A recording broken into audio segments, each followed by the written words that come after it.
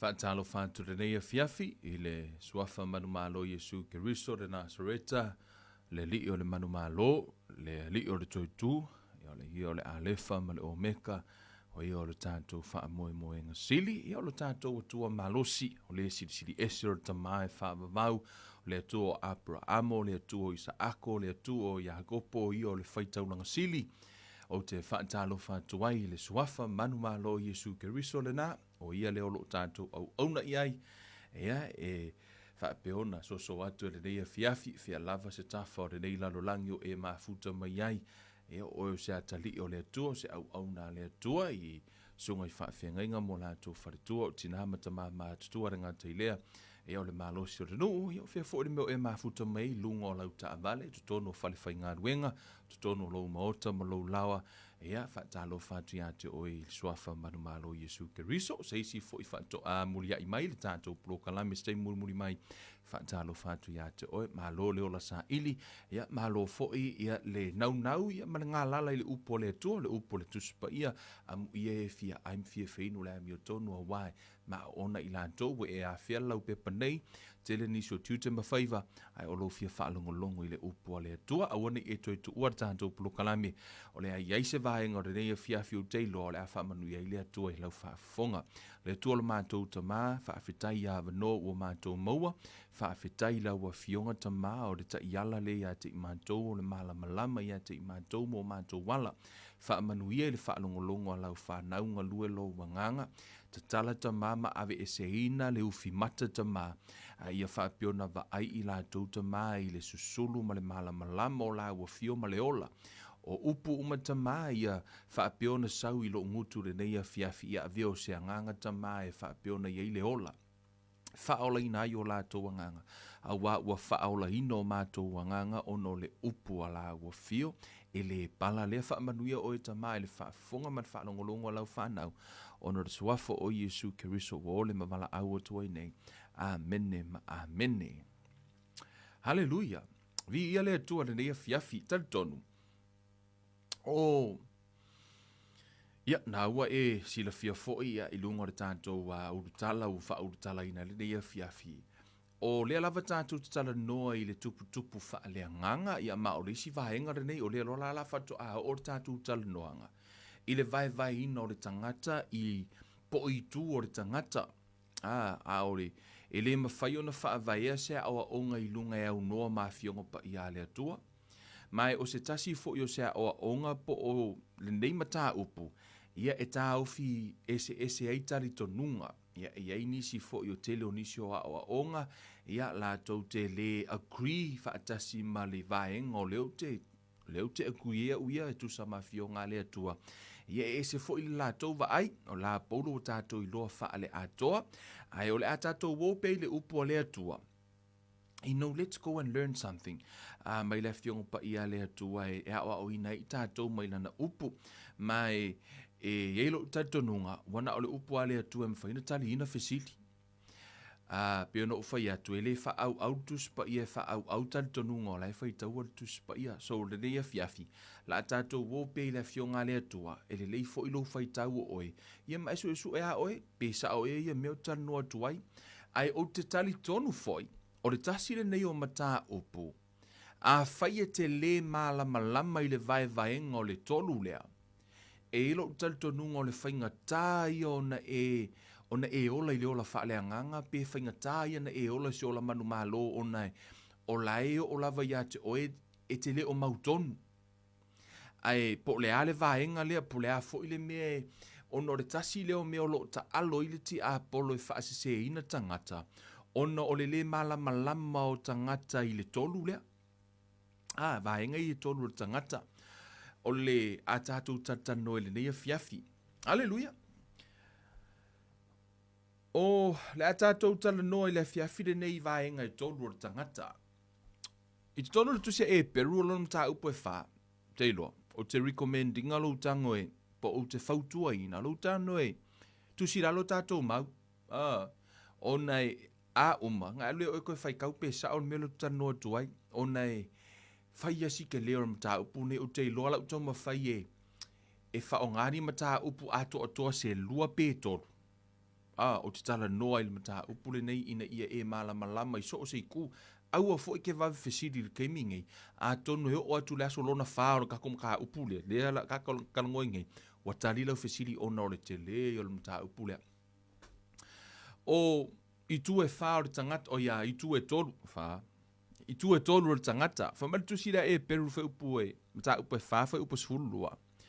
A wā o lo o ola lea fionga lea tua, o lo o matuanga lue foi, o lo o sili foi lona maai i pelu uma e wha atau maai tu, whamaila ia, o lo o vavae foi e o lava i le vavae e se ina o le loto, ma le anganga, o ngau ngā tino foi ma ano po le tino, o lo o whaamasino foi ma natu ma filifilinga o le loto. Amene. Fo mai le tala le tuspa ia, o lo o vavae mai e le tuspa ia vaenga o le tangata whai mai, for the word of God is living and powerful and sharper than any two-edged sword, piercing through the division of soul and spirit, and of joining and marrow, and it is discerner of the thoughts and the intents of the hearts. Amen.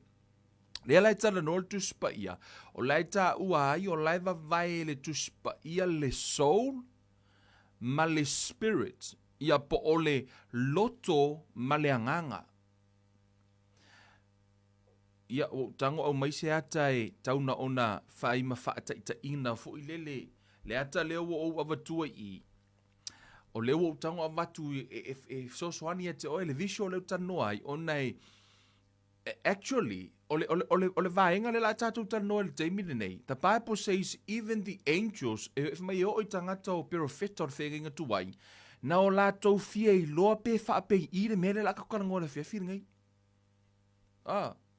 Ona fo, if mai o fo i angelu, makua i, like, ta look forward angelu e va ai le mele.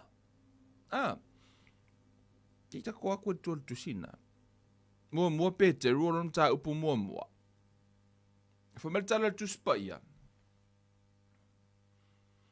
Fo mai, e maua fo i lei unga o lo o tau wha atua, o le wha aolaina lea o tau wanganga, lai tala no e wha aolaina lea nganga, o le ola tanga lea, na tau sa ili i ai ma tau sue i ai o perofeta, o e na valo ia mai lea lofa tu noa o ia te o tau na. Fo mai la ia, o e na sa ili, po o a thea na po, ma le winga o na po na whaailoa mai e le anganga o ke riso saito tonu ia te ilatou, ina ua mua i whaailoa mai o tinga o ke riso, ma le mamalu e muli ane iai. Whanawha usuma lua, fo mai na whaalia mai ia te ilatou, e le ona o ilatou, a o i tātou, na lātou tu uina mai iai ia mea, o mea ia, ua Faamatalaina atu nei ia te outou, e ila atou o e fola atu le tala le ia te outou, ma le anganga pa ia, ua auina mai le langi, fo mai o le anganga pa ia na auina mai le langi, fo mai la ia, o mea ia, e nau iai le au angelu le fia mata iai. So o angelu, o le fia maka angelu i le whaatinoina o le process lea, e o fo i perofeta ma tangata o le whenga tuai, na lato fia i loa lea, ia vaenga i e tonu o le tangata. Ma le toe whaolaina, ma le mea ta o le whaolatanga, le salvation o le tangata. E peilao i, e mafua ai ona tele o talitonunga ese i le nei mataha upu, ma o i fo i ausi tasi o mataha upu, pito i siri no confuse el to telo tangata. To telo e le o confuse o kuspai o lai confuse o aonga ai o le straight forward o fion pa ia le atua. O le kuspai e lo tatonunga e ke le manga o miese fiolo e ke fai ka wal tu spai.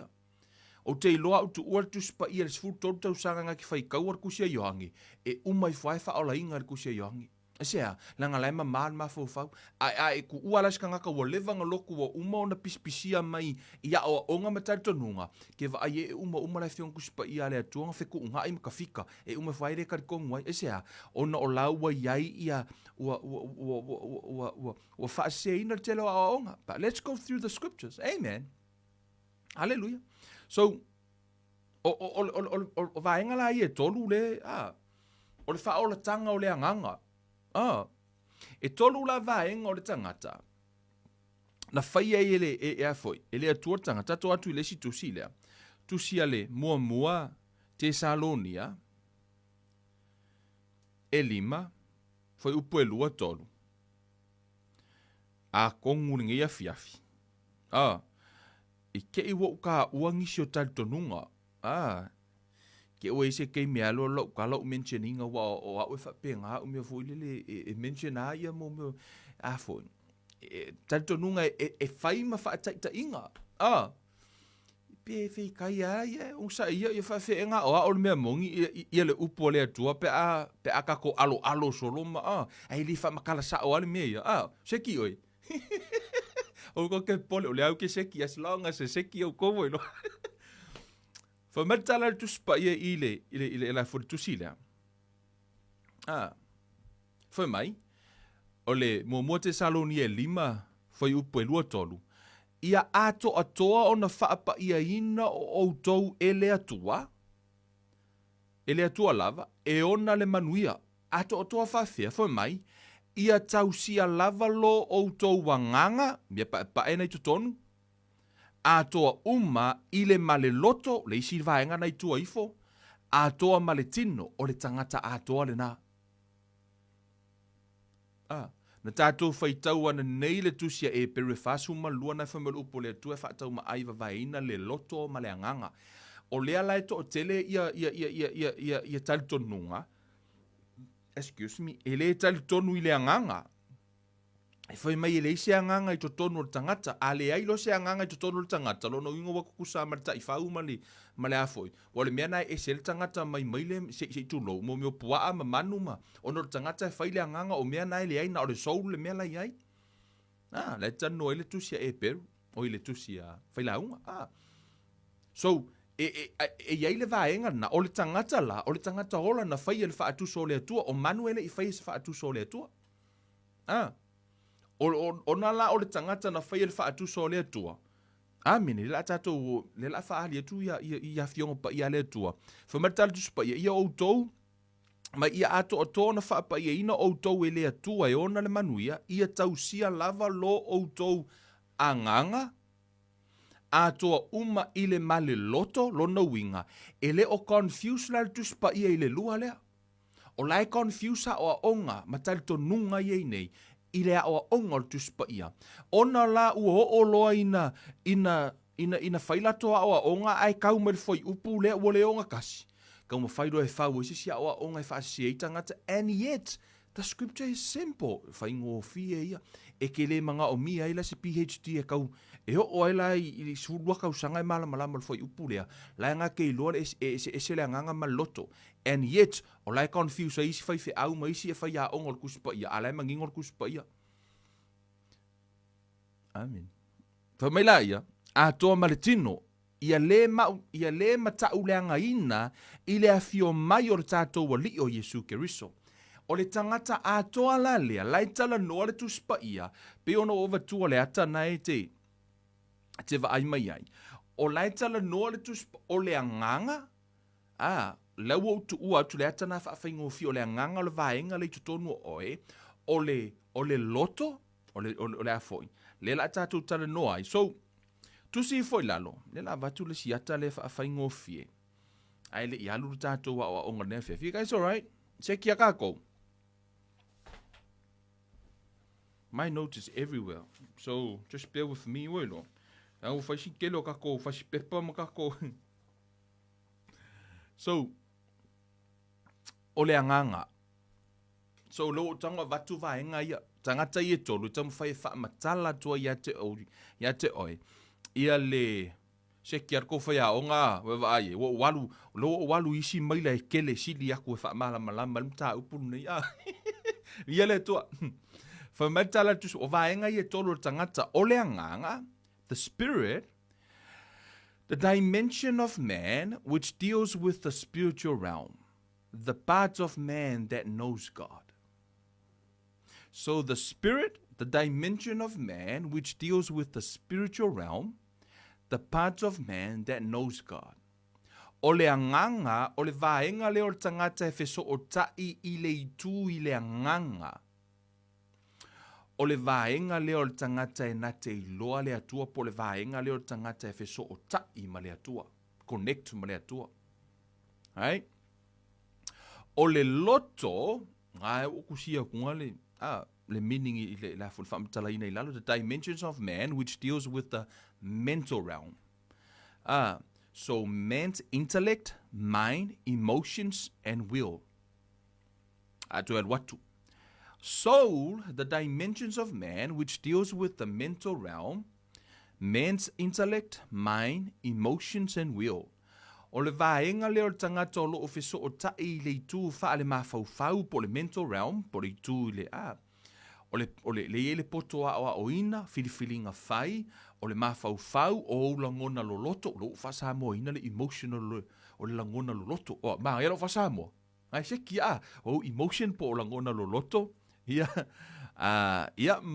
mo lo fina ngalo male, mo lo loto faitalia. O vaenga la na pe o vaenga na I tonu o le sou. O le tino, o le vaenga leo le tangata o lo ofeso o tai ma le itu I le tino po o lo fale faa le lalolangi po o lo wapitanga faa le lalolangi. Your earthly, suit, ia po lo earthly house le leta nortu spaia. Ia leta to wo faamatala vaenga ia. O leo ke alu faamakala me ia le po le nei So, the dimensions of man, which deals with the physical realm, the house in which we live. Lea la tātou te tala noa, o vaenga ia e tolu na whaie le atua le tangata, e ao lao na tātou woea, e tala noa o teiloa, ona a tonu o lo o iai nisi o lo I to tonu o tātou wa oa onga. Wa umona oa o ina e tali tonu, o le soul, o le anganga, ma le anganga, e tasia. Ese vaenga I o laiva vai le tuspa ia. Ai au fo iona e malama I le vaenga lea, ona e o fo I tangata o le whenga inga tuai ma perofeta, na lato fia malama I le process lea le atua. Amen. Ai tātou tele I o, mua fo I le mamaos tātou o, tātou o mua I le kenese lea. Oi, let's stop by first I le tusia Ioane ronum tā upo e wha. Foi upo e lua wha. Si tātou atu e vani mua se ata lea ia mawhai ona, Ioane wha. Foi upo e lua wha. Foi mai tala le tuspa ia. Foi mai, whetalainga lea Jesu foi mai. O le atua o le anganga lava ia. Foi mai o le atua o le anganga. Foi mai o e tā pua ia te ia, e ta tau ona tā pua ia tu ia te le anganga mal wha maoni o le atua la, o I o le anganga. So he's a spiritual being, he's a spirit. Amen. I to tonu o le tusia ke nese. O lona mata upu mua foi upu e lua ono. Whamertala le tuspa ia, ona whetalaima iai lea o le atua, I nā tātou whaia ia o le tangata I lo tātou whaatusa. Ia fōlinga ia I tātou, ia pule fo I lātou I o le sami. So, tātou atu whaperetania. Then God said, let us make man in our image, according to our likeness. O le le image o le atua ma le likeness. E whaise tino o le atua. No, he's a spiritual being. Na whaila e le atua le tangata, na whai e le atua le anganga. O luma I le tusi le confuse le to telo tangata me se ale o le onga le ale tali tonunga moli mau Iova ma tali tonunga fa asofitu ele ise anganga I tono tangata and on e mafua ma le verse lea fa upo e fitu beno fa yatu e te muta o inisio onga malato tali tonunga. I don't agree. Ono le inisio vaenga mafua ino le agree vaenga I tali tonunga na malato wa onga. Fa malfle le kenese lua fa upo e fitu. Ona whaia le Yehova le atu o le tangata I le efu o le ele ma ua mā nava iona ponga Yisu o le mā nava ola. O ila le mafua ina whai mai tangata o le ea. Ona whai mai o le winga o le upu le au mai ai le afoi I le upu soul o le ea. O le isi fo iona winga o le spirit. And yet, o lai au mai e tangata na o le winga e alanga make sense le lato wa o onga pe ona o fai atu. E le fa au tu spa ia fa au mo me o tatonunga ia ma o onga. Hallelujah. O le atua la, o ia o le anganga. Tato atu mua ile, kako yaku mua mua kusia yongi. Lewa e, le la ulako e wha makala mua vaenga lea. Leo fo mai na maa nava le afo. O lo utali tonunga, e le o se maa nava lea ea, o lana maa nava ele atua lo na anganga. Maa fua mai, i to tonu o le tusia a Ioane. Ioane o lona mata upu e. Let me turn this off. Ioane o lona mata upu e.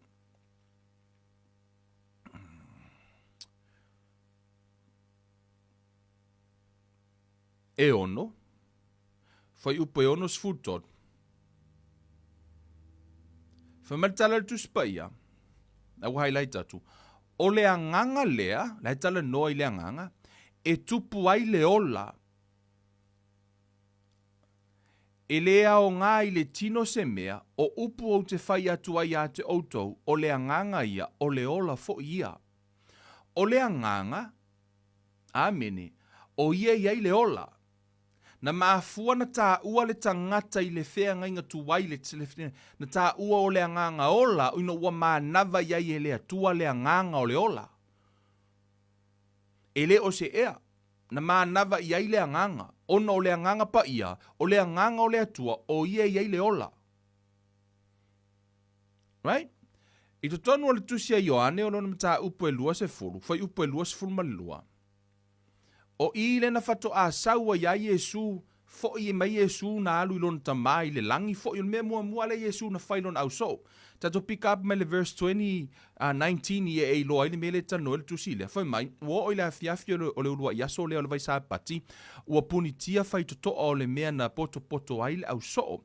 Ona o le fefe ai utaia, ua maliu atu Yesu, ua tu i totonu, ona fetalai atu le o ia ia te ilatou, ia o tou manuia. Ua ia fetalai atu lea mea, ona faali atu lea ia te ilatou ona 5, malona i 2, ona oli ai lea o le au soo ia te ina ua latou wa ai atu i le li.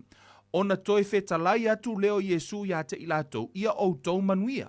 Faapei ona awina mai o au ele tamaa e faapea foi ona o awina atu o tou. Faupa luas fu malua fo mai, ua ia fetalai atu lea mea, ona manava atu lea o ia, ma faapea atu ia te ilatou, ia o tou talia lea nganga pa ia. O le ale manava le na manava i Yesu, o se ea, the Spirit. O le manava lea, sa manava i le atua i le whea ngainga tuai. Amen. Tato atu i luma i le. Lewa toi manava Yesu i, mafua mai, tato atu i tuatu se kenese. You guys follow? A tonu te ua vavela tala noa i la fonei a fiafi. Au te manao e te oe koe alu koe play kako mka upu i e mamlama. I to tonu al kenese e a fo e lua, i lunga fai upas fulu ono mas fulu marfitu. Fai mele mta upas fulu mas fulu marfitu. Ua fetala ia tu fo i ova le atua i le tangata, o loo faa pe atu, o la au uma o i le faa to anga e te ai, a o le la au e loa ai le leima le leanga, au e te ai. Fai mele le fasimiana i tua i fo. Au wa o le aso e te ai e te oti ai lava. Fai mai, for in the day that you eat of it, you shall surely die. Le aso, on the day, le aso e te tango ai e te ai e le la au. O le kaime ke ai le la au e oti. O tato i loa umalawa, ele i oti a tamu ma eva ina ua. Ele i feoti ina ua a ai le la au.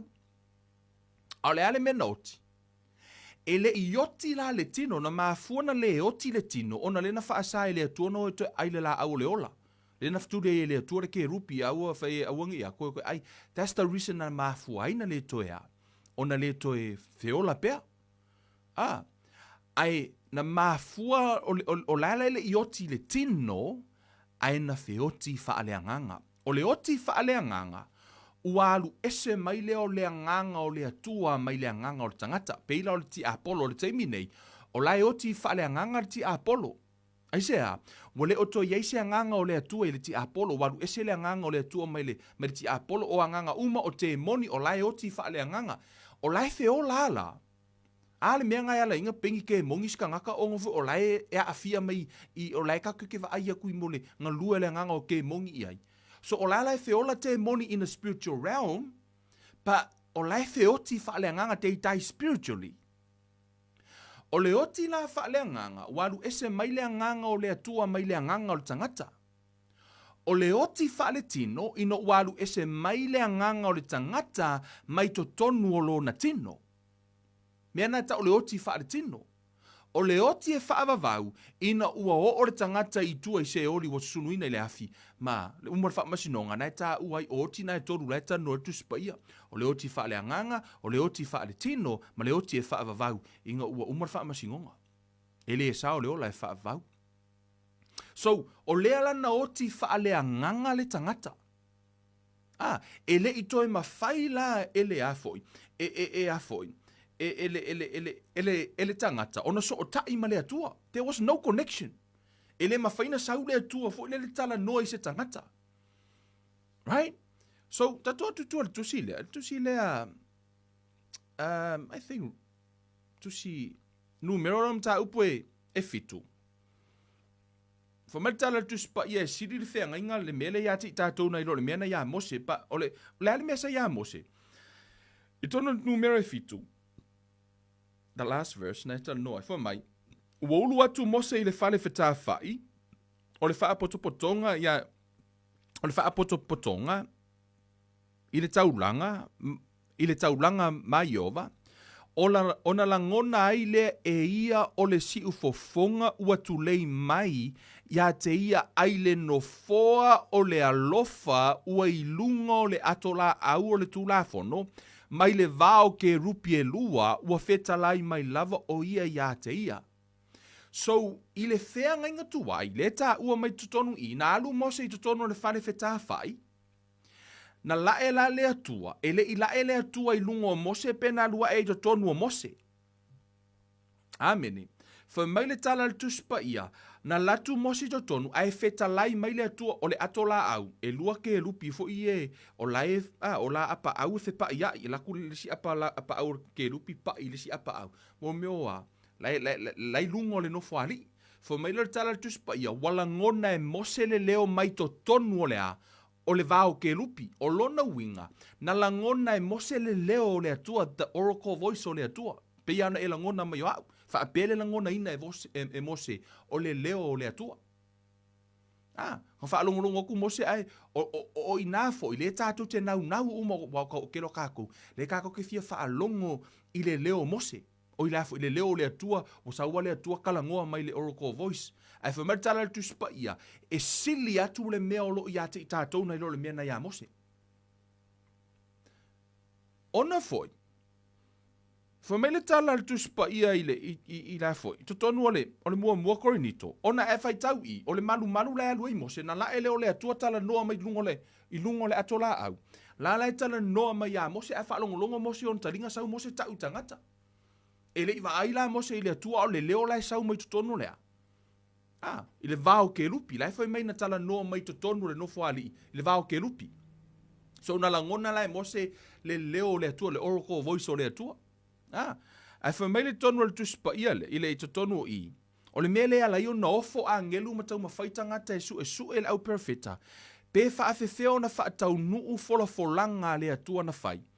So atu mua le tusi e se kielu. See, I told you. I'm everywhere. I'm just go with the flow now. Amen. I tono tu se Ezekiel rom ta upo tolu ono. Fai upo lua ono ma le lua fitu. Fai mai. O ile tal noa ile perfetanga le atua fai mai. O te avatu fo ia te o toule loto fou, mo o tu i to tonu ia te o toule anganga fou, o te ave e sea le loto maha ai o to tino, mo o avatu ia te o toule loto a ano, o te tu ina atu lo ua nganga, I to tonu ia te outou, tau te sāwa vali ai ia utu la fono, tau te ana fo ia u whaamasinonga, ma o tau whaia. Tau te nofo fo i le nuu no ofo ina atu ia te outou tamā, e whai fo i outou manuu, e whai fo i au mo outou atua. Lea tala noa o le perafetanga lea, i le lilingi ina o le anganga o le atua. Le anganga o le atua lea lua e lungo le nofo a li ima le fale fetawhai. O lea lua i ona tala noa mai le ia mose i o. Ai whai mai o te tuuina i to tonu ia te outou. Mana tua outou, o le ua oti wha le anganga le tangata, walu ese le anganga o le atua mai le anganga o le tangata. A o laina sau le atua i tangata i le perfector whenga tua, i le ima se sina wha o laina.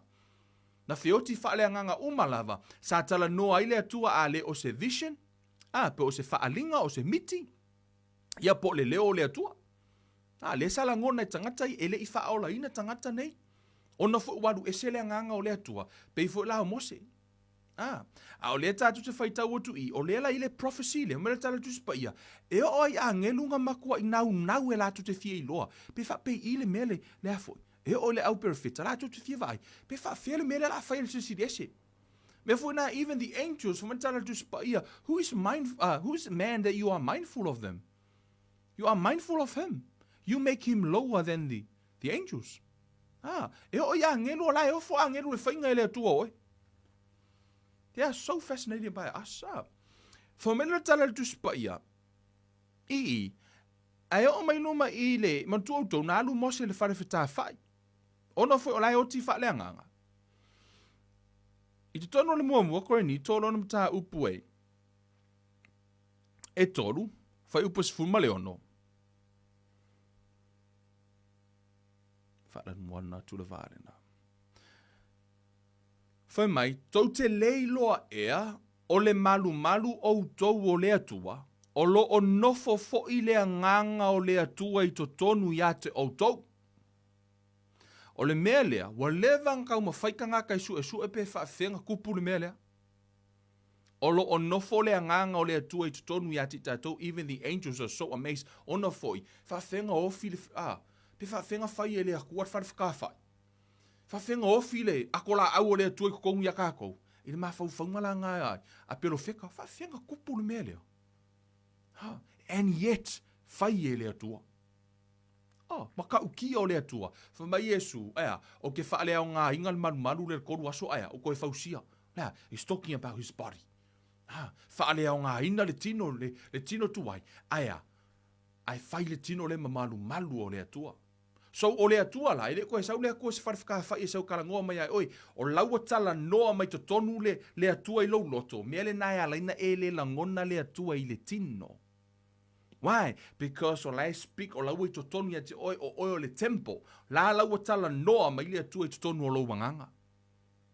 So e le toi langona la e o tino le vaenga lea, because you have a better covenant, and your covenant is amazing. E sili atu le covenant le, nei oi, God lives inside of you. O le mele na mo o iai, Isaia mo o iai, ese kielu, ma tangata lea, e sera, tangata o le whenga tuai. Even Moses himself. Kau kurunga mose e alu le wharewhaka whai o le atua. Ngā lakura ia whakoa wa e le atua tala noa mai o, and yet, God lives inside of you. O le ata atoa la lea, o le confused tangata, ona whawhewheo na tupu.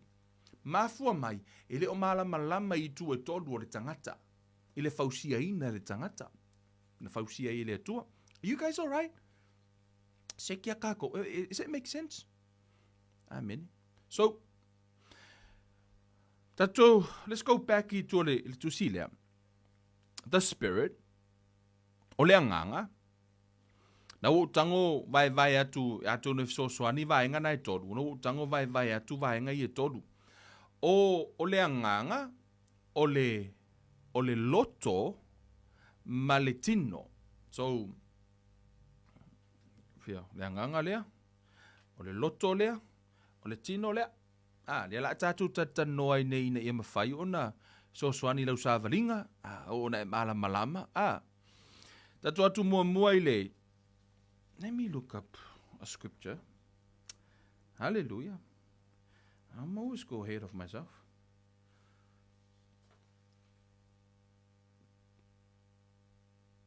te ongo sa I mera la uvaenga ia si koe. Ile tusia le mua koe ni tolom ta upos fumal fa. Mua koe ni tolom ta upos fumal fa. O lona foi upos fumal fa. Yes. Le tala noa ile tus pa ia, one scripture te mana o separate ile ia le anganga o le tangata malona tino. I'll bring up this one. Ai fai tau ma ile fai upuna e pito ilunga na highlight ilunga. Awa umo koe highlight. Fai mai. Lai tala noa I tatalo inga ngana ese. Fai mai la ia. Awa a fai o te tatalo inga ngana ese. Fai mai lo tala tuspa ia. Ua tatalo wailo uanganga o lono winga o ile tangata pae leo kfa pae kui. Fai mai ua tatalo wailo uanganga. Ai fai mai le tala tuspa ia. A ua le fua maini fua e lo MAFAUFAU. Ai le o malama la I. O lai tatalo le anganga. Pe atau tala ngana ese. Ai fai mai le o malama ile MAFAUFAU po le sou. Ai fo talo a paulo fo mai mawhaina tatalo I le anganga. E mawhaina tatalo le MAFAUFAU so e mawhaina e tatalo o mai vaenga I e lua. Amen. Ai e malama ono le anganga. E ese le tāu o le la tātou tala noa I nei. O te loa la umi se keimi o kakala ngoi le anganga o ngai ao o na wha mautu pe ono whai atu. To o tele nisi o awa o nga. E tali tonu e le aise anganga I tonu o tangata mau te le tali tonu ai. Ona o le tasi le nao mea mafua ai. Ona whaingata ona... Te rola upa tuspa ia fo mai o le ngaoinga sau e wha asese. Ma whasim wha umakia. Ko ke loo ka ngaka ngaoinga kalangoa. Le kalangoa ia o onga.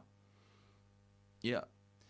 O le toa tele o awa o ngā wai paule o tangata e o tau whai tau tuspa ia matala tuspa ia o le na whanau mai le atua e le angasala. O ai le tanoa ai, le tala noa le tangata fau lea. O le tangata fau fo i le na whai mai e au na toi whanau. Le tala noa i le tusi a Ioane tolu. Hallelujah. Ioane alona mata upo e tolu, whai upo e ono, le na whai ai ia le tala Yesu ia Nikodemo o le ua whanau mai I la le tino o le tino lea o le ua whanau mai fo I la le anganga o le anganga lea o le ale anganga le tanoa o le tala noa I le anganga lea e whanau. Mana tua le anganga le sa oti le ina ua lu ese le mana vaola le atua o le anganga o le atua la ia I le ola o le anganga I le ola. Na manava la ili tangata e le ia. Na whato ato e manava Yesu le anganga o le whea ngai ngā fau. Le anganga le na whai mai na fola ina. Na manava I to tonu o le potu fo ile na rato. Ile na tatu whai tau le one. Luas fu whai upa, luas fu malua. O le whanau fau wina mua lava le na. O lea laua whanau le anganga le merita tuspa ia. O se o ia ke riso mua lua Ioan koinito e lima sufitu a. Whamai o se o ia ke riso tangata le la ia ke riso. O le tangata fau lea, whaauta ua mawai mea tuwai o le tangata tuwai lea. A ua whaafowina mea o le tangata lea. It's a brand new man. O le tangata fau o le anganga lea oi. Tangata le na whanau ia ke riso o le tangata la le ao na whawhanga matala Yesu e le na o mea ai o le se tangata. A o upu umatulei mai whafonga o lea tua. E a foi. O lea lai whawhanga ia I lea foi. O le whawhanga e oelo tino I lea. I mea ai le tino lea. Le whawhanga I mea ai, ia o mole tūlanga I le pia, o le sika leki, o mana ongo le tino lea. Le whawhanga I tātou le tino lea. A o upua lea tua, mawhionga lea tua. O le whawhanga I oe lea nganga lea. Ai whawhera kama lea. Le kuo ngakong. Le sou. Ono o I le focus e le toa tele pe ono whato o I o le MAFAUFAU. O le nganga la e whanau. Amen. Se umo koe fo I mai I e Faamatalaina so ke o manga o ke vavi kiri ke ua confuse o te kako o mua e a foi e whaamautu le anganga I tutonu le tangata, right? Ia e loa e iai le anganga I tutonu le tangata. I tutonu le tusia a le luka alona mata upu e se fulu ono. O I o lai to a tele tangata e ila le o onga peta ta inga la o onga mul mau Yova ma le o onga le ale tatonunga fa mul mau Yova ma tatonunga fa aso fitu o le la to tali tonu e le aise anganga I tutono tangata a whai tau le tala lea na whai maila I o le whata oto. Wa mafua no mawhai o le whata oto ina ua le o ngā tasi malato wa onga. And yet, e le o se whata oto, it's a true story o lai tā ua Yesu I ngō tangata. A whailo e le o tā ua Yesu I ngō tangata ai le I tupu se tala whaapea lo na winga ua pepelo Yesu. And yet, o le tā ua Yesu le ngō Abrahamo, a whai ele I aise tangata ta o Abrahamo tutonu ia ua whao ngā Yesu le ngō Abrahamo. O lona winga ua pepelo la Yesu, lona winga ua pepelo Yesu I le tala lea. And yet, le ai, e le o pepelo Yesu, this is a true story. Lai tā ua le ngō la salo, a whai ele I aise tangata la salo, pe ele I ai fo ise tangata mau oa, ai le fone tā ua le ngō mose I tutonu lea. O le tala lea, la tātou whai taua, which mean, o lai ai tangata, lai ai tutonu. O la fo e quote Yesu a la tau tala na whai. So e le o se whata oto la le tala lea, o le tala moni. Ai wa o ina I tutonu o tali tonunga, foi mai o le whata oto, ono wale o ngā tasi malato wa o onga, e le isi anganga I tutonu o lea, foi mai le isi anganga I tutonu o tangata. Ai foi mai tala tuspaia, o le tasi mau oa, ua ofu I le ofu pauli, ma I vai, ua tali le leia lava ia I aso uma, o le tasi tangata mativa foi e ngō ia la salo, ua taatia I lona whai totoa, ua lilo I le papala, o ai le ngō le tangata le mativa. Lai tā ua le ngō o la salo, which means it's a true story. O tala uma o whata oto, o mea tau whata oto, e le o tā ua Yesu ni noa, wai, ono le tala whaatusa. A o I, lawana wha ingoa ina, lawa iei ngoa lawana wha onganga, why? Because it's a true story. He also quotes Abraham. E le mawhai la ona quote Yesu, Abraham has a truth, pe a whai ele I whai se tala wha apea Abrahamo. E le mawhai fo ina quote Yesu tala le mau oa ma lasalo, pe a whai ele I whai kala la uvaenga ia. So which mean wa pepelo Yesu, o le upal tuspa ia, le se pepelo I lona fonga. Le fa matala le tuspa ia I, fo me o tangata mau oa, ka kari le leia o ia yaso uma, la seki ga ia ianga mea uma. Le foi mai, o tangata mativa fo I ngoi ala salo, fo mai o ta atia I lona whai tutoa, ua lilo I le papala. Ia ai e papala ska mo la salo le kala ngoi. Fo mai la ia, fo upulua tasi, ua mana o tele ia e ai mo I mea na pa uifo I le la o ai le mau oa, a ua o mai uli, ua eto na papala. E whamtala Yesu le mena tupu. Melo Yesu, ua o foi ina oti o le tangata mativa, ona avea lea o ia e angelu I le fata o apera amo, ua oti foi le mau oa ma ua tanu. O le tā ua le tuspa ia, na feola uma le mau oa ma le mativa I le tino. O lea foi tā ua, o le ua uma na, le la ua ola I le tino, la ua uma nga, le la olanga I le tino, ua uma le olanga le mau oa, uma foi lea. Ia la salo. La ua whaamatala me le tuspa ia, o le whatafato apera amo le tā ua I, o le, it's a place, o le nofoanga. Fo mai la ia. Fo mai ua o fo ina oti o le tangata mativa, o na ave lea o ia e angelu I le whatafata o apera amo, ua oti fo I le mau oa, ma ua tanu. So ua umala le o langa I le tino, la ua kangu le palapala. Fai mai la I o le fai upo e lua tolu, ua I se oli na whaatau ngā ina, o na tepa e ai lea o ia wana I loa mamau atu ia apera amo ma la salo I lo na whatafata. Ua alanga atu fo I o ia ua whai atu, lo utamai. O lona winga ayo se isa la elu fuanga wala au ia apera amo lo utamai. Ono fo o le whanau apera amo ia, luna le tano Yesu, sin kangaka isa la elu. Fo mai la ia, lo utamai apera amoi, ia e alofa mai a te au, ma ia e awina mai la salo, na te fufui I le tumutumu o lona tamtama I lima, I se vai, e wha malulu wailo unei lau whaiva, a wā ua au puapua ngā I le mumu o le awhinei. Wha alongo le kala whauparua lima, wha mai, ona whaiane leo Abrahamo, leo wa quote Yesu Abrahamo. Ona whaiane leo Abrahamo, lo watali ie e manatu, na e maua au mea le lei I lo wolanga, na maua fo ia la salo o mea leanga, a o le nei, ua wha oli ina ia, a ua puapua ngā ina oe. So, o leo tam fai e vali atu le atale, I don't want to stay le tusi lea, onga kelea kako scriptures iu tfia tano le fiafili nei. A o leo e lo mai I, even Abraham, o lai quote ai. E tango Yesu quote mai, a fai ele I tupu se mea whaapea, ai fai mai Yesu, o na fai ane leo Abrahamo. Lona winga wa pelo la Yesu, ele o se whaata otora le tala le, it's a true story.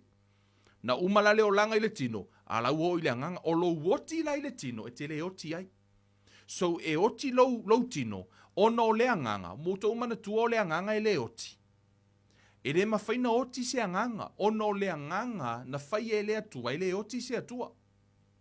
E mawhai lana e oti wha le anganga, a e le mawhai ona oti pe uma le anganga, fo le se upua. Fo le se mea, gone. Pero me fo le e oti I le laulangi le nei, I le vaaya mātou I nei, wa umatu oi, wa e le to iai, woti se tangata. Kako kere koe wa airika ngakanga lau le elengi wa umalongo o langa lau langi le nei. That doesn't mean e te leo a. E whape wa uma wa e oti ai. No. O lai ai lo wanganga. E o lalo wanganga e le oti. Mafua angale na na whai ai e le atua se e oli. Whamaina ia whaia mo le a mo satani mana a ngelu. E le I whaia mo oe. Na whaila e le atua. Ono satani mana a ngelu. O anganga e le feoti.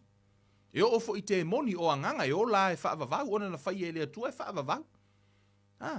Ai lua la no foanga ia le o la e whaavavau ia mali. So lea la ue tau mo mali vaenga leo tano tua I. So, o le anganga, lea la kong whai kau ke ngofofo pele anganga le nea fiafi.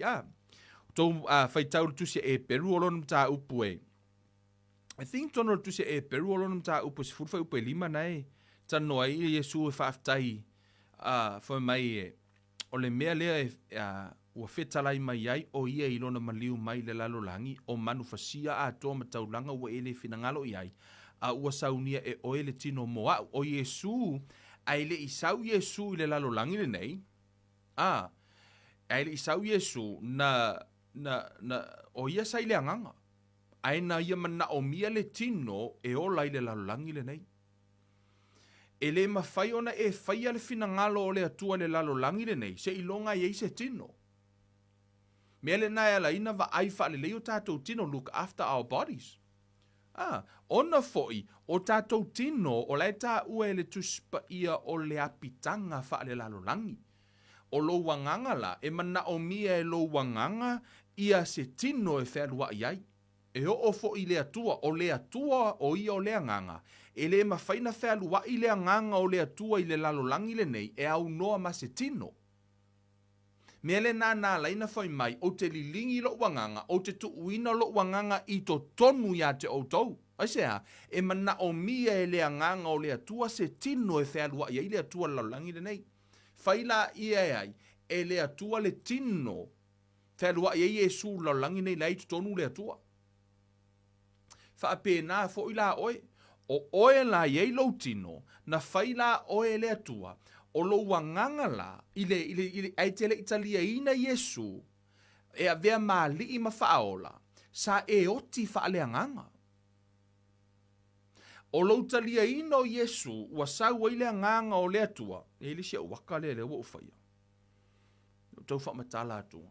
Ue vai mai le Holy Spirit ma le, o ile afoi, le vaenga lea, le tua ngolori. O ile o lo wanganga, wa sau le nganga o le atua I to tonu o lo wanganga. Wa o lai la lo wanganga. Le ala wa e o la wha le nganga. O ila, whamatala tuspa ia, whamai o se na whanau mai le atua e le anga sala. It's talking about this man. O no le tangata le na whanau mai le atua. O kangaka ia, nga e whangau mai lo ka mamaro ki ngā. A o I, na whanau mai I le atua. Is that right? Sheki. A kau vavave nga. So, o ila le tano tala tuspa ia I think 1 John 3, na foi mai o e whanau mai le atua I le anga sala. O kako uma o kako whangau fo winga. How many of us lo umanga sala? O ila, o le ile anganga o le atua. O ila, ile anganga lea, o lea ua whaola ina, o ia sila ia ile atua. O I fo I tala noa ile atua o le anganga. A tala noa la le atua, e tala noa le atua I lo wanganga. Mea le ngā a o nge inga e whaalongo longo, e whaalongo kua mūlo loko lai kala ngoa le atua I lo loto. E fiu la lo MAFAUFAU e whaavasenga. Ono o le tala noa le atua I lo wanganga, ono o ia o le anganga. E le mawhaina tala no e peia la o lea. E le e peia o mane la au. E le mawhaina e kala ngoa I se la au. E le mawhaina e tala noa I se a. I se ia. Wa e kala ngoa se ia. O la fo e ola lia. E le mawhaina e tala noa I ese a. Ona ese I tu a inga. E le mawhaina tala noa o I le ia. Ese le ia ese oi.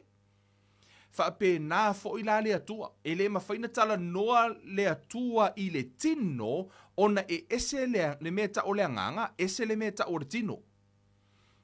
Mea fo I la le nai whamatala le tuspa ia, a mai ia mea wha le anganga, e makua I le malamalama I, kwa le malamalama I le soul, ai sea, because for mai ea, e wha le anganga. A saula le atua, e tala noa le atua I low spirit po lo wanganga. O ila le tangata lea, o ia le iai le mana umama le whau unga, umama le malosi uma, o ile iai le atua. O le makua maka uki ala le mea lea, o tangata lea, you are a, o le tangata lea, e na te whaatuina tangata mai le oti, o ngā ke whaia vāvenga for mai, the same spirit that raised Jesus from the dead is in you. O le anganga e tasi na whaatuina Yesu mai e woti, lai to tonu ia te oi, lea lai I. O lo tangata tu waila, le soul lea, lea lai tonu le tino. Right? So, I tonu se I whamautu pele angangan tatou me I le soul. I tonu le Filipi o lona mata upu e. Mua whai upu e lua tasi. Wha solo lua wha. Whamai whai upu e lua tasi. A wā o lo uola le tano Paulo I. Whamai o lo uola ia ke riso lea. O lo uoti o lo umanuia lea. Whamai Paulo a ola ua ia ke riso lea. O lo na oti ua oti lea. Lai tala no I lo oti wha le tino. Ino ua oti na o le tino o le tangata. Whamai lo lai o le tala le tuspa ia. A whai o te ola I le tino o le fua leo la unga aluenga, a o te le iloa po o le whea le mea o te filifilia. A wā ua o wha le tonu I manatu e lua. O a manatu ia, whai mai, o loo ia te au le nau ia o walu, ia whaatasia au ma ke riso, whaalongo le ngana a Paulo, o le awa onga le a Paulo, le o se awa onga a se kakoliko, po se e whakasa, o le awa onga le al tuspa ia. Whai mai tala a Paulo, whai mai, a wā ua o wha le tonu I manatu e lua, o a manatu ia, whai mai, o loo ia te au le nau, ia o walu, ia whaatasia au ma ke riso, whaatasi ma ke riso I whea. E le oto iai Yesu le tuunga mau. Right? E le oto iai se Yesu le tuunga mau. O Yesu whele e, ntato ilo umala e alu le langi. Mea la le nai ala, ina tala noa le tuspa ia, whai mai ea, whai mai tala a Paulo, ia whaatasia hau ma ke riso, whaatasi I whea, lai whiare fo me o longa mangu ia ngā lenga unga, o mea I e lua, lai manga o ai, lai manga o ia oti le tino lea, ia vave na alu e whaatasi ma ke riso.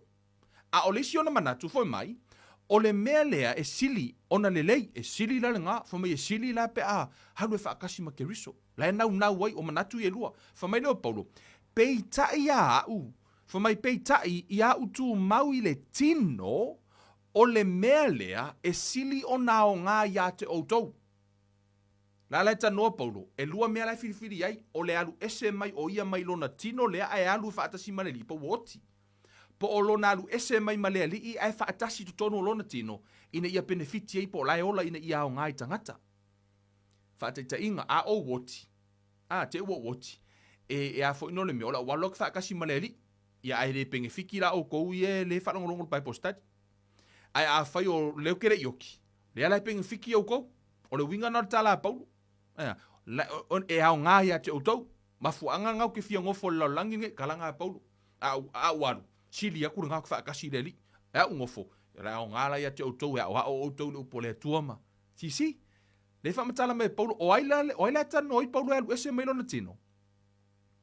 O aila tano, he's talking about his spirit. Alu ese mai lona nganga mai lona tino. Fo me, wufia whaatasi le li. Ele oko yeise nganga o Yesu tunga mau. O Yesu bo levan koe ku. O la e maliu le Yesu o iska ngaka. A o Yesu bo levan koe ku. Lea lai fia halu wai. Lai fia halu le apostolo fo mai la ia. Ea, a nofo le tino, ea nga. Amene. Se kako. Tatu atu i e vali mua le siata le i e te manao i a wha mautu walo wanganga. Amene. Ina i e iloa le mea na whai e Yesu mo oe. Haleluia. Ki ofo a uia. Haleluia. O kasi maka ukia o le mea nga whai e Yesu e a tātou. O le wha o la hina o tātou wanganga. E ni e te whai maia o a onga le ise anganga. So, e te vai mai ata nei wo tua tua lunga i. Lua koe ni tolo nam tā upe lima. Whamata la Paulo si kom whai whamakala lei. Whai mai, a wā ua mātou i loa a whai ele petia lo mātou whale a pitanga whaale lalo langi, ua ia te i mātou le whale mai le atua o le whale ele i whai e lima e whaavavau i le langi. Oh, hallelujah. Whai mua nā si ukwanga wa ese mua me le whaamatala le whai upu le tano e nei Paulo. So e lua la vaenga i tano e le apostolo Paulo. Whai mai, a whai a wā ua mātou i loa, a whai ele petia lo mātou whale a pitanga whaale lalo langi, ua ia te i mātou le whale mai le atua, o le whale ele i whai e lima e whaavavau i le langi. O le anganga pa ia, le whaatasi mo loua nganga pa ia, o le alaua iai le whale o le anganga o le atua po loua pitanga le whaale langi. Peo no whai atu, o i lau tino lea, o lau tino le nofo i le loua nganga, o loua pitanga le nā whaale lalo langi. Peo le whaatita inga na masina o whaongaina, e alu le masina, e le mawhai ona e alu atu le masina, e whaelua i a whaapea. Whaelua i fo i lele i lau ele iso ofu te whaelua i le masina. Ai sea, e oti ei oe, mafua mai, ona ele o se si o manga le nā, mo le tino lea. Ai tango la le tangata ia, le uvaenga ia o le space. Na tango fido la tau whai mo meo space suit. Le ofu fo i le whai. Ona whaongare la tau le ofu le nai, ma whai eina wheo wa i rungai le masina. So o le ofu la lai fafo, wa na o se apitanga o lai ei to tonu le tangata moni. Ai o le ofu, wa na o se ofu, o le taimi ala le anga i le ofu ngai runga le masinga, la me tupu, alu ese rol tino le tonu hoki, rol kingo lai kong. E wha pēnā fo i la, e le mawhaina alu lau wanganga i le langi, i le atua, pe ale eiso wapitanga wha le langi. Ono o le langi e le atua, e iailo na fo i apitanga. Lea lai whai mai o le anganga pa ia, le tara noa i le apostolo Paulo i whai mai, a wā ua mātou i loa a whai e le petia lo mātou whale a pitanga whaale lalo langi, talking about our physical body, tino lea o le no foi le anganga, ua ia te i mātou le whale mai le atua, o le whale e le whai e lima, e whaavavau i le langi. Lai tala noa i le anganga pa ia, whai mai o ia leo, le ei tonu tātou, we are in Christ. Po e tala nofo me tala tusipa i o loo tātou to tonu o ke riso. So o lea la ava aile atua ia te oi, e le to eva aile atua le tangata tuwai, eva aile atua le tangata fau le ia ke riso, le whaifea ngainga le tangata lea ma le atua. O le tangata lea, e whaifea ngainga ma le atua, e le oiska ngaka ia. Amen. So this man is a new man in Christ. Lea la ua wha ofuina, ilea, wala eita tau lea mio tonu ke riso, o lea thank God for Christ, alleluia, au whaatula utala, te leiro ele umalo wanganga whaafitai i lea tua. O le mea lena, a o laina e oti le tino le nei ele iai, e te le italia ina Yesu pe, e te le ito tonu ia Yesu, ele ai la soua, ele mawhaina e ola i le langi, pe ele mawhaina talia ina o le langi, ona ele ai soua, ele ai soua pitanga wha le langi. Lea lai tanu e apostolo Paulo foi mai, a wā ua mātou i loa a whai ele petia lo mātou whale a pitanga whaale lalo langi, lai tala no i le tino, pe a oti le tino le te vai mai ai, foi mai la ia, ua ia te i mātou le whale mai le atua, o le whale le i whai e lima, e whaavavau i le langi, talking about Christ. We are in Christ. Amen, His Spirit. Foi me o le anganga na e te o le anganga o le atali. Wow. Hallelujah. Amen. For mai la iol fai upe fai upe lua a wā fo'i ua mātou wheo ai le nei fale o loo nau tele i le fia wha ofuina i lo mātou fale mai le langi. For mai la ia, a fai fo'i o wha ofuina i mātou e le maua i mātou e le lava lava. A wā o i mātou o i le nei fale apitanga ua wheo ai i mātou o loo mawhatia e le ona ua mātou loto ina ia tō eseina ofu, a ia wha ofuina ina ia tō whatu moana ina lei uvale i le ola. O ia fo'i ua saunia i mātou mo le nei lava mea o le atua ia, o ia fo'i ua foa i mai le wha mahoni o le anganga ia te i mātou, o le nei ua mātou loto te tele e le au noa ona ua iloa a o ese o mātou no nofo i le tino, listen to this one, ua nofo ese i mātou male ali. A wā o le whaatua ua mātou savali ai le o le tino meo mea. So verse 6 for mele whaperetania le whaupe ono. So we are always confident knowing that while we are at home in the body, we are absent from the Lord. A whai o nei eilo wanganga i to tonu o lo tino na te mai, lono winga, e te le o iai whaatasi makeriso, you are absent from the Lord. Because why? Because your spirit is in your body. But once you die, your spirit will be with the Lord. Be talia lana nao Yesu. O le whaanau no ta inga la nao le apostolo. So la le manino yo, ke lo whak sa ala ukala, o le mangingo a onga le apostolo. E o ia ke, whakula ukala, ke le confuse ai. Oka, ai wha moe le ngango le tua, o le mangingo ia, wha iloa koe le tua ia ki oi. Pea no whai atu, ua wha se ina tangata, ma ua pispisia tangata, ona ua utatou wha moe iskanga kai wha makala ingar kuspa ia, and yet, lai pe fua I lunga I orkus pa ia a le Faamatala mai. There is a spirit in a man. Masani no whaonga ina le whaatita inga le tala ia Mose. Ino to tele tangata o le upol tus pa ia whamai o Yesu o e na mua I toi tu mai na ye uoti. He was the first. O ia na mua toi tu mai na ye uoti. Right? E o maltemi nei, ele ia ima se si o koe ku. Nga o Yesu arkanga kau koe ku mai nga ye uoki. Ai ina walu Yesu nungo le maunga fo I lele. Le nalu wa e ai Elia ma Mose. Right? Fo mai nalu Yesu ai o la e Elia ma Mose. O le fesili, o ai Mose la nalu ai. O le upol tu spa ia fo mai na tanu ele atua Mose I le vau. Lono winga na oti Mose I le tino, tanu ele atua I le vau. Ai fo mertala tu spa ia ina walu Yesu nungo le maunga nga li ua la I o Yesu I le anganga. Tala noa la I o Yesu ma le anganga o Mose ma le anganga o Elia. A fai e te fai mai o Mose le tino na rua, e lona winga was se siela le tuspa I o Mose na mua I tu mai na ye uoti. And yet no, e se sea o onga, ala alava e sa o kuspa ia ia. O Yesu ia o afoi, o ia na mua I tu mai, a ole anganga o Mose na rua. Keiro, ka kere fi ngau ngam kaup. Pa o le tau wha malama o nei, ia e malama ai, o ngore tasi leo mata upu, I believe, e ao ona e matua e makua iafe mafe scripture. I can give you all the scripture and explanation. There is a spirit in a man. I say, Kevin, I met now I fu e fa manino le vaenga na. Because o le tangata lea. Lai mana o mia e lea tua. And yeto lewa cancel e se a o onga. Mea fo ila le na a fai e te tali tonu e le ise anganga I tonu tangata. O le ke le I o le fa se ingo oi. But you need to understand now, there is a spirit in a man. O ile yele mana o le atua lenga lue me yele atua. O le tangata lea. Kas kako fio? Oka. Kako kaimi soni.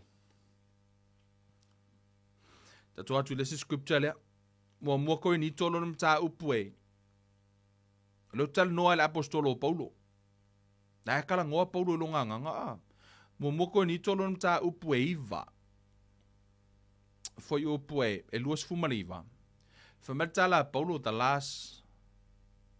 Mua koe ni toi e iva lua iva. Sorry, ele o ori lau. E ala o se lau maule a. Ia, whau pelua fitu. Right, guys. Whametala Paulo. A o te whaato I laloina lo unei tino, ma ufa iai ma polonga ina ne iu ina le whaamaoni iau, o au sa tala I atu I isi tangata. Faamatalaina Paulo, but I discipline my body and bring it into subjection, lest when I have preached to other, I myself should become disqualified. Oi, ai le tano e Paulo. For my, I discipline my body. Ana whaapea le body o mos oi foi. O Paulo o ia laval na se manua whai mai Paulo. I discipline myself. No. For my, I discipline my body, which mean ese le body. Two different men. Do you know what I'm trying to say? Anga ke. Oi, ngai le o laku kuspa ya. For my, but I discipline my body and bring it into subjection. What does that mean? O laeta no Paulo, I is talking about the real man is the spirit. Hallelujah. So, and ana whaapea le yaise, whaapea o le tino o Paulo o tangata moni le na, se manua for my Paulo, I discipline myself. But no, for my, I discipline my body. Ese le I, the real man, ese le body o oifoi. Two different men, sa. So, ai vai menua le ata le utua tua I lunga. I le anganga, o le soul, ma le tino, le lau tatal noa I isi aso ia o I luma e tātou tatal noa. Ona o lo wanganga e whanau fawina. O le matua matautia o se vaenga ia ona e a o ina I. Because o mea umai te whaia I lea tua. E ke whaia mai I. Amen. Tātou mei mai I le soul. Hallelujah. O le soul la.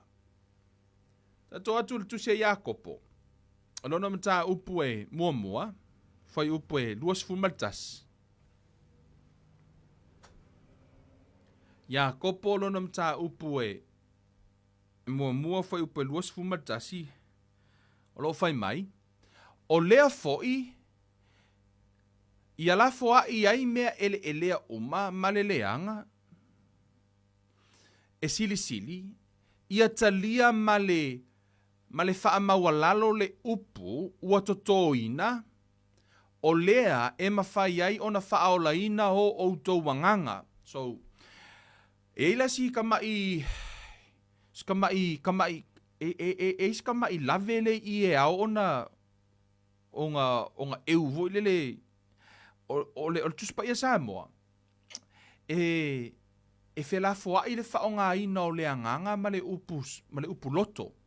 I le whaperetania o I le whai upu lea ma le winga le au mai ai. For my therefore lay aside all filthiness and overflow of wickedness and receive with meekness the implanted word which is able to save your souls.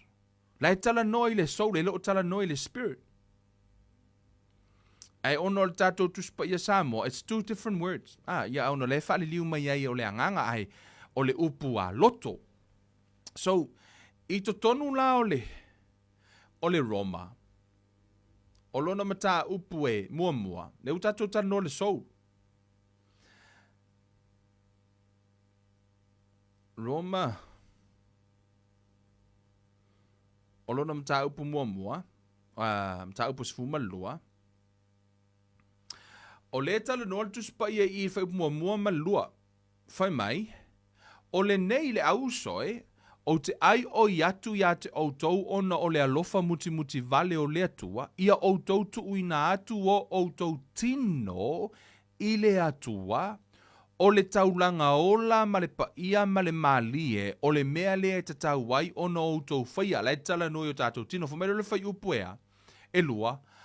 Aua foi tau te a mio whaatasi ma le nei lalolangi. Ai peitai ia li liu I le toe fuata ina o outou loto. Ina ia outou su e pesea le fina ngalo o le atua. O mea ua le lei ma le mali e ma le ato atoa. So, o le loto la. O le MAFAUFAU do not be conformed to this world, but be transformed by the renewing of your mind, that you may prove what is that good and acceptable and perfect will of God. O le tala noa ia le fionga pa ia le atua I o low mind po o low mafaufau. Po o le sou le vaenga le ta ua le sou. O le tala noa paulo I tangata lo lotu. He's talking to Christian tangata ua born again. Wa umana whanau le anganga. A o la lava e ola I mafaufaunga tuai. So o lea lai tala noa le apostolo paulo I e tau mawhai e whai le tangata lea. E whaafau la le mafaufau. So o I la o lo mafaufau e renew. O low spirit e born again.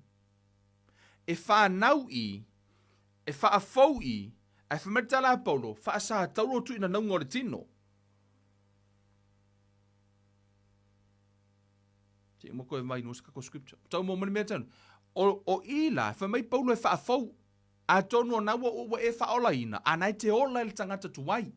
E mafua mai, o laua whaola ina lo wanganga ua e talia Yesu Keriso, ai o la lava e te mafaufau I le tino, e mana o mia lela e tano apostolo I foi mai, ia whaafau wino tātou wa, mafaufau, whiliwa ino tātou tangata, e ala lele renew, foi, e toi whaafau tātou loto po tātou mind, mafaufau, e whaafau la le loto tangata po le mafaufau tangata. A viele o e matangata fau, a o lo wanganga, o lau e karia Yesu, bu whaola inga la lo wanganga. O ila, ele o seanga sala, o ila foi. Ile anganga. Ele o seanga sala I wala uportus pa ia fome o le o ya ke risna fana me ke risna ele anga sala. O I, e mana o mia le whaola ina. O ile whaafau wina o le mafaufau. Se I tatu tanoi se taimi. Tatu mua ile lua korinito. Alona mta upu se fulu. Lua korinito alona mta upu se fulu. Fa upe tolu ana lima fa mai. A wā e ui lava ina mātou sāva vali le tino, mātou te le tau wha le tino. A wā o a upenga lo mātou nei tau e le wha le tino ia. Ai wha mālolo sia e le atua, e le petia ai olo. Olo le peti lalo māsaro salonga, ma mea maululunga uma ua wha sia e le mataha upua le atua, olo o wha ato I lalo ina manatu uma ia ana ia ke riso. Olo o nofo sauni foi, ana ia ke riso. So, whai tau le,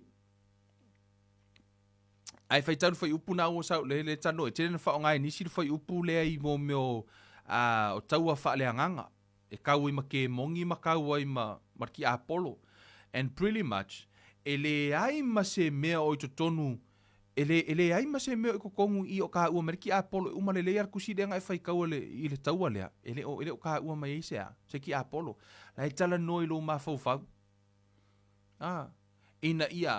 ina ia renew lo mafaufa. It's talking about renewing your mind. Ono le pero fiole na, le tangata tuwai. Le lai tano tu spa ia fomai awa o au penga lo mātou ni tau e le wha le tino ia ai wha mālo lo sia e le atua le peti a haia. O lo le peti I lalo mā salo salonga. Ma mea maururunga uma e wha sia I le mataa upu. A le atua po o the knowledge of God. Mataa upu a le atua. O loo whaato I lalo manatu uma ia ana ia ke riso. So, o lea lai tana noa le tuspa ia le whai upu lea. O le taua le tatauina nei, o na iai ia vaenga o le anganga. Vaenga o le anganga le te vai mei I. O a uma o fiong pa ia uma la le atua e mai I. O I le vaenga le loto. E iai manatu tuwai e nei o tangata. Po peo olo maurulunga, mena maasani ai. O le whaasanga tau I. Fo mai la ia ave ese uma, ia manatu ina ia ana I le anganga. So la utanga wha upu wha pea. Ia so la ai te le I whanau fauina, sa au wha atasi ia lo loto, ma lo tino. Sa au lo loto ma lo tino. Na muli la wa fai I le filfilinga po fen me muli ai. O le muli la o lo loto I lo tino. O le oti. Ai a muli lo loto I le anganga. Tu sa le ina wai ola fa le anganga. Wa taita ia la o le anganga I le to taita ia o le tino. Ai te le italia ina Yesu na taita ia o le tino. Na fili lo souli lo tino na taita ia le o le tino. Ai ina ua e ola wha lea nganga, wa ta ita ia oe ma whai unga e te whaia, wa ta ita ia oe lea nganga wha me o whanau o lea tua, e ta ita ia e lea nganga o lea tua, e le to e ta ita ia la oe I, wa e le kalangoa lea tua I, e kalangoa lea tua I. Right? So, tatu atu tu se Roma, pia no wha atul tele yo mau, How many of you know scripture is better than my opinion? Amene. E sili atu a fionga pa ia lea tua nei lo o ho mafaufaunga po nya ukala mangi siri mama fiong pa ia le tua nela utango e fai tau atu le fa peritania ile verse le atonu e fiso soani ya te auto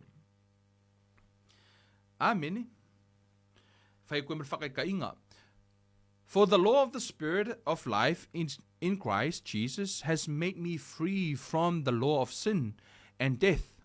For what the law could not do in that it was weak through the flesh, God did by sending his own Son in the likeness of sinful flesh.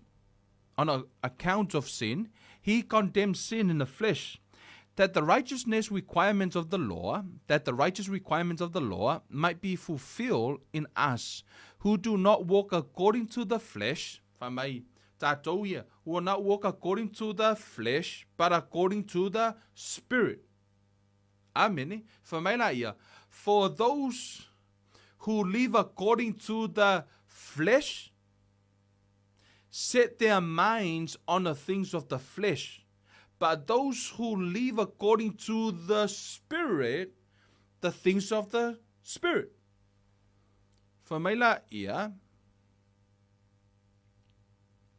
Matua fore kano maine no tano toi ta kano maino tangata ua whanau lea nganga ala lave ola wharikingo. Whamaila I o ono. For the carnally minded is death, o no laite MAFAUFAU ile tino. For to be carnally minded is death, but to be spiritually minded is life and peace.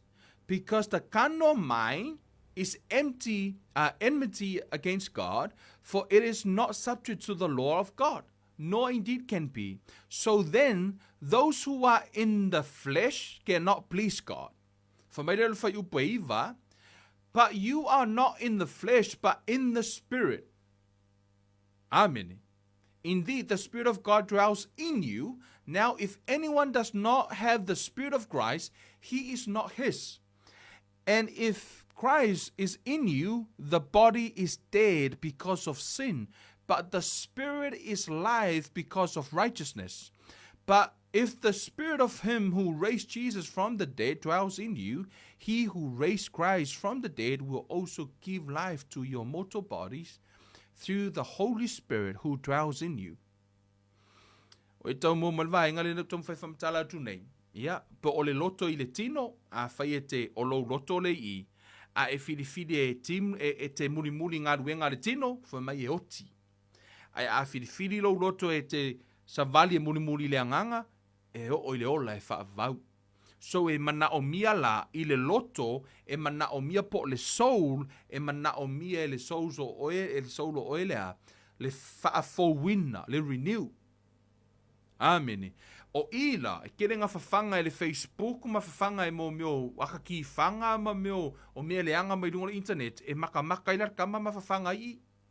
A o ila nganga, le ngā lala I le upo le atua, MAFAUFAU le upo le atua, o iela ngona le upo le atua, le la tātou tanoa ni, vasua sau, pe whawhinga develop I vaenga lea, o ne tāua. But I really want to lay a foundation I le neia fiafi. Ina ia mawhai ona e loa le ese esenga o vaenga ia, ma le vaevaina o le tino, o le loto, ma le anganga. So o whanau la le atua, whameo whanau a le atua, e ta ita ia e le anganga o le atua.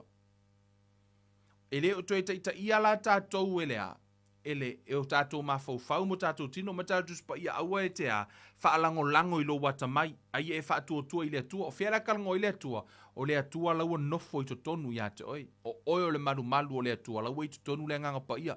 Anana whai mai nei, for me the Spirit of God who raised Jesus from the dead is in you. Lai to tonu ia te oi le nganga o le atua. So le alai I le nganga o le atua I to tonu o lo wanganga. Ai, a whaila o lo MAFAUFAU lea, a e MAFAUFAU I le nganga. E o le ola e whaavau. A e MAFAUFAU I le tino, fa mai o le oti e whaavau. Lai ka ngoa ringa ko whaikau angei. So, ia e muli fa mai o whanau o le atua e taita ia le anganga o le atua e sea ono o le e ola wha le anganga. O ila e tā ua o le tangata wha le anganga. Tangata o lai ola wha le anganga o le tangata o lai e ile a lofa o le atua wha le anganga o mea umale I. Amene. O le mana wha malolo o le atua o mea umale I. O le wha fita uli. Ona ele I wha fawina I. Ele o wha tua matali tonu I. Ia I. Mo mali mele karango kwai. E maafua ona le tutupu ni meo tātou o langa. Ona o le tau mawhai o e a o le soul mawhai mafu itala noi lo mafaufau. Ina ia tali tonu lo mafaufau i le ngā luenga le anganga. O le toa tele lau tata kerisiano. O e o le lotu ai le tali tonu I le tu le anganga. Lana lai sava vali le tino. O le mea le nā ai nei e wha le tino le whaingo le ngā luenga. Aisea, a le tino mai e le savali. Peitai o le savali le whaatuatua ua fili I le soul e savali le taita inga le anganga. Mea le nā tau o le sava vali ma le atua por savali wha le anganga. Sea, ua ola ue muli le anganga o le atua. Ai a fili na efa metale tuspa ia o le loto I le anganga, amene, o le ola le whaavau, o le loto I le tino, o le oti.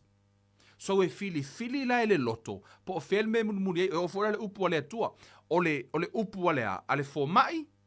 Po le upu ale atua e tali tonu ai wa e tala noa mai le atua e tonu ia te o le malu le atua. Po o loa tali tonu I le situ lea. Amene. So, nā lau o vali ekusi ngā vaenga o kau whamangingo akua. So, mafua fo no ta ua nisi o vaenga mo o ta ua tele ama wa o onga. Ai o le tasi leo vaenga e ono mana o e matua I wha mautu I le o langa wha atua o le tangata. Ono le tele o mata upu o tātu te tala noa, it's all about the spirit. Because o ina lainga lue mai le atua. O lea laia o ina le upu o le atua ina ia wha afo wina le soul. O ngā ua e wha o lainga. Mo lewa ngai wha o lainga le songa e karia Yesu. Ai mea lainga mo wakako winga kuai. Mafua mai langa o le soul. O le mea te mafaufau ai. O le mea fo ina nai tupu lo o langa. E wha ilo iska ngaka fo mai o le law of attraction. O wha longo fo mai ngaka o le law of attraction. But pretty much, ona ese le mea a whaite mafaufau I le negative. Pe ai pretty much a whaite mafaufau I mea o le tino. Le oti. A e mafaufau la I le upo le atua ma le anganga. Ta ita inga le atua. Ona e maua leo le ola e whaavau. Ia, via le atua, o nā laua whaamalama nei vaenga nā matau vai. A tonu e whesoa soani lau sāvalinga. Lau sāvalinga wha le anganga. Ma o le a umi fo ise teimi o le atala noa I le tūlea. Ona e tā ua I o le malama I ona a ona ngalue mai le atua. E le mawhai e le atua na fosi God always o le atua, ele pei le atua ti apolo e wha malosia na mea mawhau mea. O le anganga o le atua le I, o ia lai lo anganga, se ilonga e wha atanga e lo sou le atua. Fato ama whainanga lue mai le atua I whafo. Mea le nai a lai o nā o ina lo mawhau pe fili lo mawhau ma o ina lo mawhau. E tu ule ava noa, te tali tonu ina ile ngā lue o le anganga o le atua. E wha atanga o ila le sou. O ile I pe se ki fo ile le paipa. Se ilonga e kakala e le sou lea, le ava noa, fato a sau fafo le mana o le atua. Amen. So o le te le I o ngā ruenga le sou le mawhai ona, le fia whai e kau wha malama le sou. Ona a le mawhai ona ona a whai o laika pungi e lo sou le ava noa le mana o le atua. E le mawhai fo ina ngā lue mai le mana o le atua mai tutonu ia te oi. Aisea, ono le tapuni e le sou le whai tutoa. Ona e le oa, o lai mafaufau tangata tuwai I, and yet o le mana umale I. Mea le nai ala ina na e whai mai, lai me wha uinga I, liska ngakai le wha unga liska ka mafua mai, because o lai la unga mai le si I, o lai la unga mai le si I, lai feta lai sao mea le atua, wha o ngā le sou, in line with the word of God, wha o ngā I le tino le ngutu le tino, e sa wha asau whafo le leo. So le se senga le na, because o le mana from the inside. Tatu atu fo ile tusi le ale. One more verse. Hallelujah. Wakele kako verse. You guys all right? Pero kama whai avoid le mea lea. Ona e mafuana utango mai mau le tusipaia. You guys all right with scripture? Ona telo teimo tutango quote ia mau le tusipaia. Ai, isi kai mo kango ave o fu le se e fa maka o e sa o kele o lai ta usa o atu le me ola yele mau le tu spaia. I tu tonu le tu sila Efeso. O lona mata upu fe Efeso. Efeso lona mata upu tolu. Fa mai I think fe pelu se fulu. Nei lalo le pito I lalo. So au mai lunga ia tu ia le we malama le ata le wo vatua ia o le tino lai fafo o le soul fa ta se la male nganga o le tua si ka ko fai kaua le fai upule ina ia tau vale tu le ata le ia e lo le mele tum fa ta no tuai ia o kula sa o fai ngofio o ko kalangon ka upule la sa inga ia mafai o nga e lo le mele e kupur ka fai nga malanga fa mer fai upule se fulu ia te ia o lena te mawhaia o na whaia o mea umai whaasili lava I mea tātou te ole atu ai, ma MAFAUFAU I ai. Mai whaperetania manino lei. Now to him who is able to do exceedingly, abundantly, above all that we ask or think, e mawhai e lea tua fo mai e tusa ma lea tua, na te mawhai na whaia mea lava. Everything. O lala e mawhai e lea tua o na whai, and yet, why? Lele mea le mawhai e na whai e lea tua ia te oe mea matautia. Because e le o ngata I nale foi upo le tuspa ia. O ngai continue le foi upu. Foi mai le tele le la foi fasi pato le foi upu. Foi mai. According to the power that works in us. So, e tu sama le ata leo te valia atu I. E mawhai o mea o mai na e mawhai na whai e lea nganga nei to tonu. Everything. According to the power that works in us. A whai e le mawhai o na. O lenga lue le mana o le atua I to tonu o lo wanganga. Ai a le mawhai o na release le soul. Pe suina lea, le ngalua mai le mana o le atua mai tutonu le soul, le whaafau mai le soul, ina ia mawhai o na breakthrough mai lea. E le ai ala se ola, e pe ia le anganga o le atua, e pe o le fatu e pa u, tau vai le fatu e pa u, o fafo le fatu, o lai ia ilma per whakumango, o le whakumango, lai tana nora tangata, se ilonga e pala le fatu mango, fatu a e va ai aku ola, me le mango le lasai kokongu. Oka se mango pe aula mai.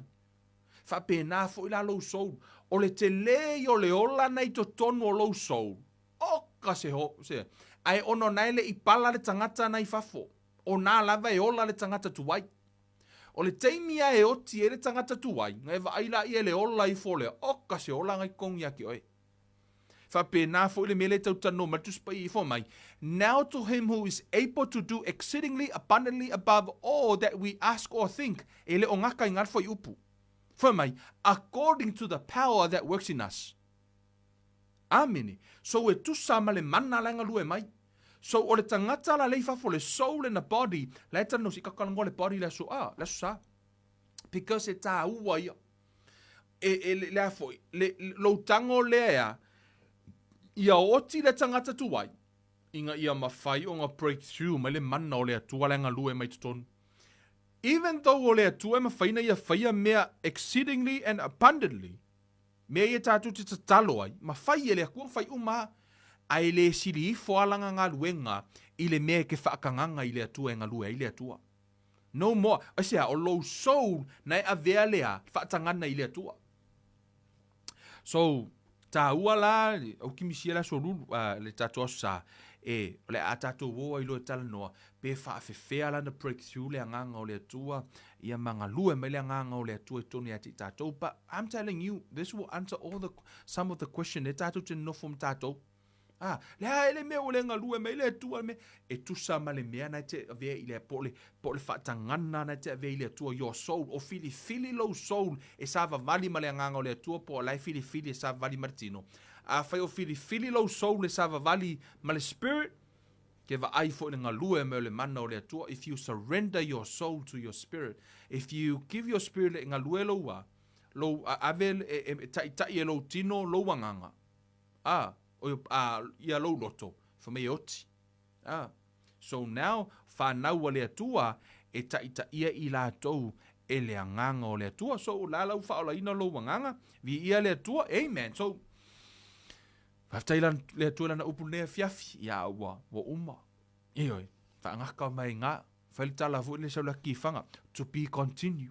Hallelujah. Vi ia le atua nea fiafi, le atua le mātou tamā, whaftaila upu, toi whaamanatu. Whaamalamalama ina o mātou tangata, o anganga, o le tino, le mafaufau I o mātou I loa lau upu. Awana ita I se ina I mātou, e whelafo ina o a onga matatonunga ma o onga whaate moni nei ona po. Ai o mātou whaatua I le mana o le mea na e whaia ia te I mātou, le lauwanganga pa ia na whaatuina mai ke riso na ye uoti o loo nofo tupu I toni ate I mātou. Ia mawhai o mātou loto no mātou tu ina atu e ngalue mai ai la ua whio. Ina ia mawhai o na e whaia so se mea I o mātou. Wola whaamanuia o le mātou atua, ono le suafa o Isu ke riso wole mawala au tuai nei. Amene ma amene. Whaamanuia te lele atua, e le tātou ainga le nei a fiafi, whaafitai mo lo avanoa, ia, ma le whaavanoa ino lo taimi e te mafuta mai ai, ia, e le nei a fiafi ta talo I le atua, ia, a vela na upo se whaamalo si au I lau sa valinga whaaleanganga, ia, ta talo fo I le atua, ia whaapeona, maue oe le file mu, ia, ai, mo le nei a fiafi.